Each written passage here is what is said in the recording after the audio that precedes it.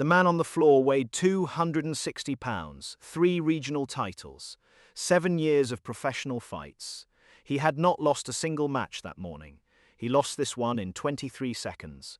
But we are getting ahead of ourselves. Let's go back to the beginning, to the moment the evolving door opened, and the entire room made the first mistake of the day. His name was Ethan Cole. He was 34 years old.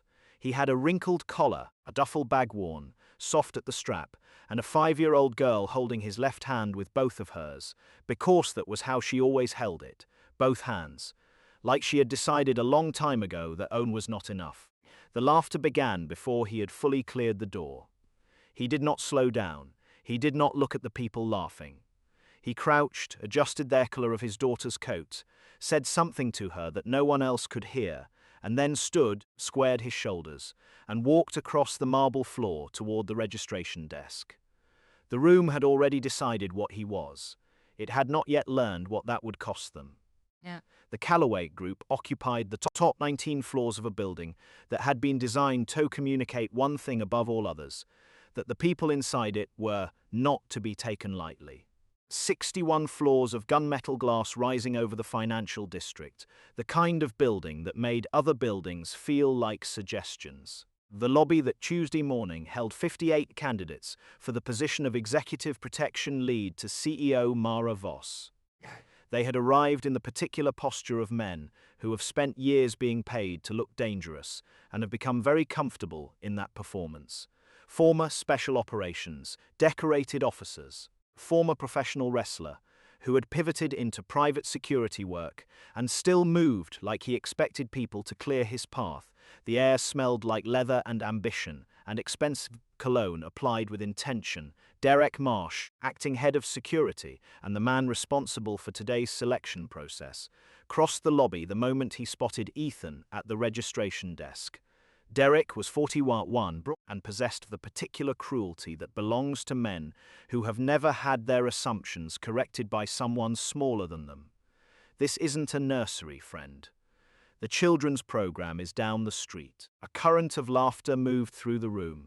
Ethan looked at Derek with an expression that contained no heat, no injury, and no performance.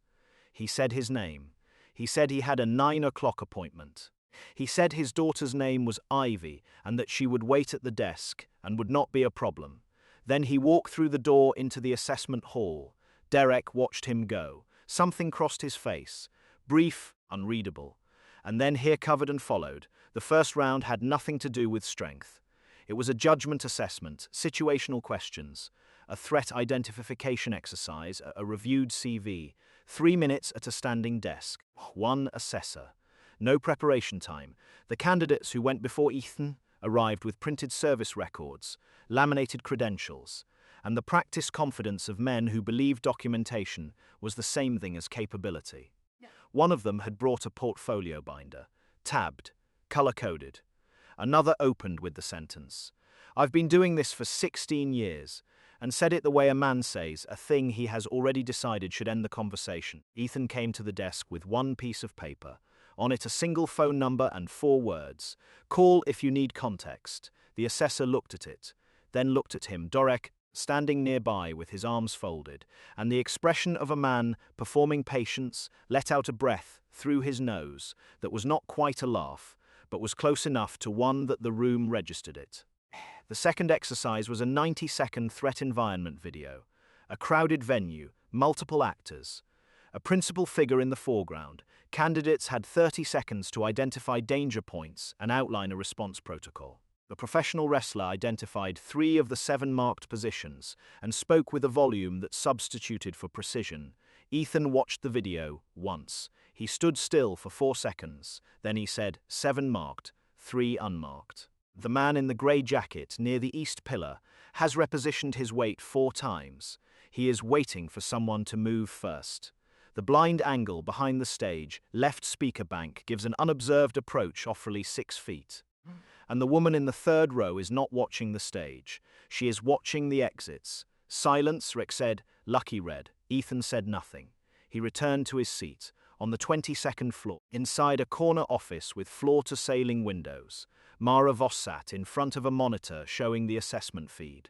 She had a pen in her hand. She had not written anything in 11 minutes. Her assistant, standing near the door, said carefully, "He doesn't look like the others." Mara said, "No, he doesn't." The bracket was posted on the board at 10:13. The room read it with the focused attention of men who understood what it meant. Most matchups were reasonable. One was not. Derek had scheduled Ethan Cole against Marcus Hale. Marcus weighed 260 pounds, held 3 regional MMA titles, and had ended every match that morning within 40 seconds. He was the most obvious choice for the position, and he knew it. He had been having a good day. He read the bracket and smiled. Not a cruel smile, because Marcus was not a cruel man. He simply did not see it as a contest. The other candidates drifted to the edges of the mat. Someone raised a phone. The mood in Theroom became the particular kind of comfortable that settles in when everyone has already decided the outcome. At the reception desk down the hall, Ivy had stopped drawing. She was watching through the narrow window beside the desk, her chin resting on her folded arms, her stuffed bear forgotten beside her. The receptionist said quietly, "Is your dad going to be okay?" Ivy considered this with the seriousness of someone for whom the question had a known answer. He doesn't lose, but he never makes a big thing of it after. The timer started. Marcus came forward immediately, no hesitation, the same sequence that had worked 6 times already that morning. Close the distance, establish grip, control the weight. Ethan moved back, not scrambling. One precise step, weight shifted to the outside edge of his right foot, redirecting Marcus's approach angle by a fraction of a degree, barely visible. The grip closed on air. The room did not understand what had happened. Marcus recovered and came again and again. Each time, Ethan offered something.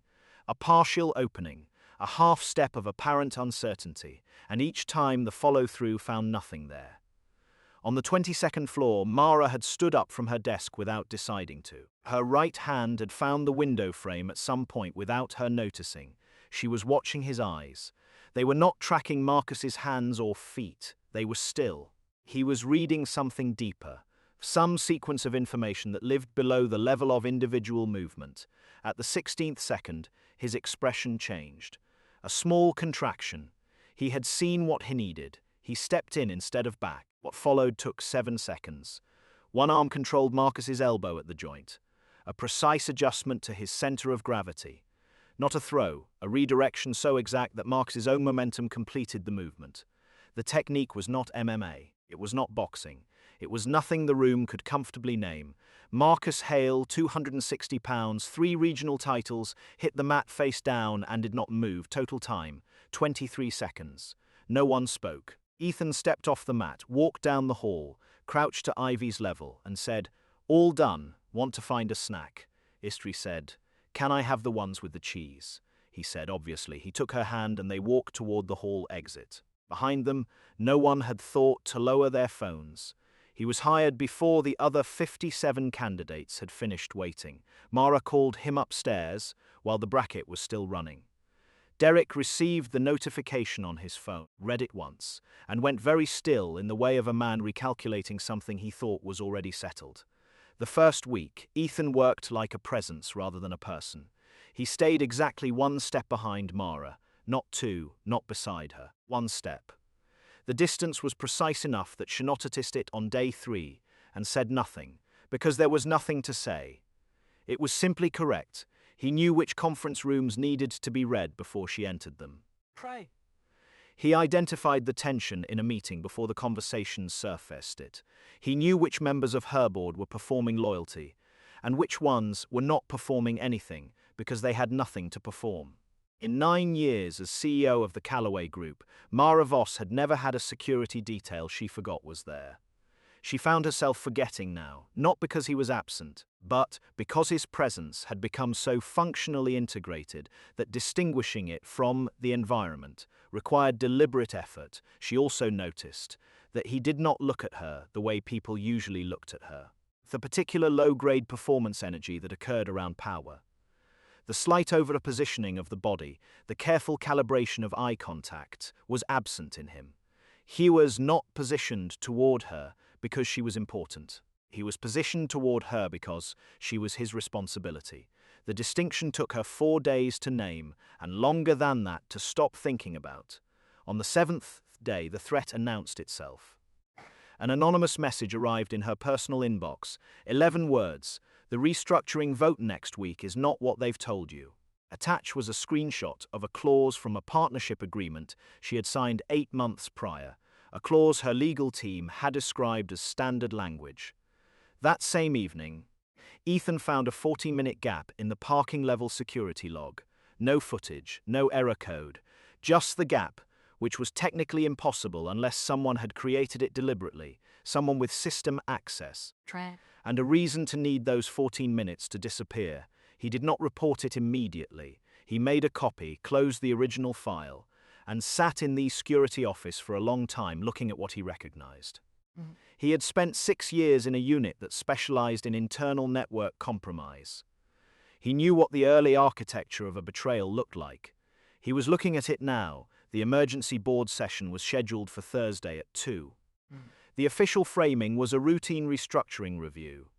What Ethan had pieced together over 11 days of peripheral tracking told a different story. 3 external visitors had been registered under a firm name that did not appear in any Calloway vendor database. 2 of the building's service elevators had been accessed after hours using maintenance badges that had not been checked out through the standard system. And on Wednesday evening, the motion sensors on the 22nd floor had registered a 6-second anomaly in the eastern corridor, 6 seconds during which they detected presence and then stopped detecting it, which meant they had been overridden rather than fooled. The picture that assembled itself from these pieces was this. Someone intended to access the Calloway central server during the board session, when every decision maker would be in honor room, facing one direction, focused on one problem. The server held contracts and client data for 400 corporate accounts. In the hours before a forced leadership transition, that data was worth more than the restructuring itself. Ethan had 35 minutes. He moved through the building without running, efficient, committed. He cleared the lower floors, confirmed the boardroom was sealed, placed his secondary contact at Mara's side, and went to the 22nd floor via the rear fire stairwell. They were already there. 4 of them, professional and unhurried, moving toward the server room with the confidence of people who had been told the floor would be clear. It was not clear. What followed was not a prolonged fight. Prolonged fights happened when there was uncertainty about the outcome. Ethan had spent 6 years learning to remove uncertainty as quickly as possible, and he applied that knowledge now without performance or hesitation. The first 2 were controlled, before the third had finished processing what was happening. The third came from the left. He had anticipated the angle from the moment he identified the team's formation. 4th was the largest and lasted longest. 9 seconds. 4 men. Derek appeared from the eastern corridor, holding a firearm and the flat expression of a man who had been rehearsing this moment. I need 12 minutes. Walk away, and this doesn't have to become anything larger. Ethan looked at him. His right shoulder had taken impact in the last exchange. He registered it, felled it, and moved on. I don't have 12 minutes. The confrontation lasted less than a minute. Derek was skilled. He was also operating on the logic of threat. Ethan was operating on the logic of necessity. In close quarters, necessity has a specific and reliable advantage. Downstairs, Mara received the update through her earpiece, 40 seconds into the board chair's opening remarks. She absorbed it. She processed it. She returned her face to its baseline configuration and waited for the board chair to finish his sentence. Then she said, "This session will need to be postponed. Law enforcement will explain the reasons within the next few minutes, and the restructuring clause, Article 7, subsection C, will be contested under the fraud nullification provision. I have the documentation. I've been building it for 8 days." The board chair looked at her. The room was very quiet. She looked back at him with the direct focus of someone who had finished being diplomatic. The hospital was not where Ethan had planned to end his Thursday. He declined the first ambulance, the way he declined most things he didn't need. Calmly, without explanation, already moving toward the exit, Mara met him in the lobby. She looked at his shoulder. She looked at his shirt. She held up her car keys and said, I'm driving. He started to say something. She was already walking. At the intake desk, she gave his name, his date of birth, and his insurance information without looking at her phone. She had reviewed all personnel files the weekend after his hiring, a fact she had not mentioned to him and did not mention now. The intake nurse looked at her, then at Ethan, then back at her with a careful and diplomatic neutrality. In the exam room, Mara took the gauze from the supply shelf and began working on the cut on his forearm without asking permission, which he noticed. You know how to do this? I learn quickly. He watched her work. He did not say anything further. Ivy arrived 20 minutes later, escorted by his contact who had called the sitter and driven over when the sitter wasn't answering. The girl came through the door, covered the distance to her father in 4 steps, and held his hand without speaking. Both hands, the way she always did, for a long moment before looking up at Mara. Is it your fault? No, it was the job. Ivy considered this. The reasoning was acceptable. She looked at Mara again, finding something in the woman's face that answered a question she hadn't spoken aloud. Can you stay? I don't like when Dad's alone and hurt. Mara pulled her chair closer to the wall. She sat down. Okay. By 11, the corridor was mostly quiet. Ivy was asleep on the waiting bench, her bear tucked beneath her chin, Mara's jacket folded under her head. Mara sat without moving, one hand resting lightly near the girl's shoulder. Ethan stood in the doorway of the exam room, cleared for discharge. He watched them in the yellow corridor light for a long time and did not speak. Then he walked back in and sat on the other side of the bench, so that Ivy lay between them with her bear occupying the exact center. After a while, Mara said quietly, "She drew something for me last week. Left it on my desk." He waited. 3 people in front of a house, she said. With a tree, Ethan was quiet. The corridor light made its low, even sound above them. Ivy breathed in the slow, trusting rhythm of a child who had decided, without evidence and without condition, that the world around her was held, for the first time in the entire length of that long and broken day. For the first time, perhaps in considerably longer than that, the corner of Ethan Cole's mouth moved small, quiet, unmistakably a smile.